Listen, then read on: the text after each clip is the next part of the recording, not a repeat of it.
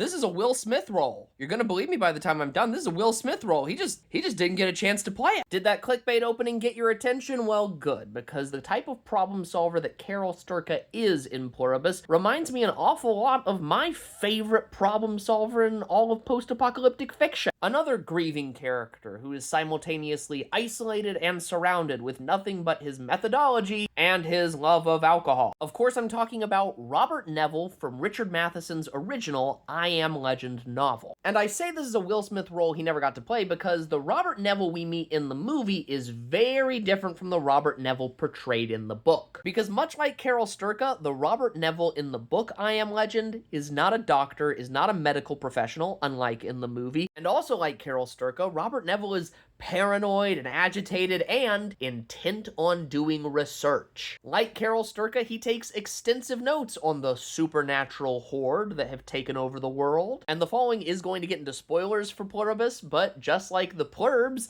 the beings that Robert Neville is fighting are also flesh-eating creatures, but they're vampires, so it's a little bit different. Eventually, the creepy collective of undead beings that have taken over the earth send a beautiful woman to Robert Neville, who gradually gains his trust and convinces him that he is no threat, and in fact, falls in love with him and vice versa. She even eventually convinces him that a world with her people in charge won't be so bad. And though none of the film adaptations ever end this way, Robert Neville in the book does eventually come to the conclusion that, yeah, he's lost to the vampire plurb, and the world is better off with him stepping aside. Which is a conclusion our problem solver in Pluribus flirts with, but obviously this isn't a one-to-one plot comparison, as I Am Legend doesn't have this king. But I do love this shot, and I picked it specifically because it reminds me of I Am Legend. So to circle back to the comparison I really want to lean on, what I love is that these are characters who don't have expertise in the problem that they are solving, which is its own important type of aspirational storytelling. Don't get me wrong. We need to have stories about how study and expertise are inspiring. But for an apocalyptic story, it does feel rather convenient when your protagonist is an expert in the exact thing they're trying to solve. So instead, it's great to follow characters who are just determined, diligent, and asking questions. One a reader, the other a writer, both of them persistent drinkers who do not put down a glass. And both of them sympathetically flawed people, racked with grief and susceptible to seduction. And actually, as I think about it further, these are both Robert Neville. His alcoholic and belligerent side, the side that outfits his house as a sort of militaristic base of anti-vampire operation, and then also his studious side, isolated, methodical,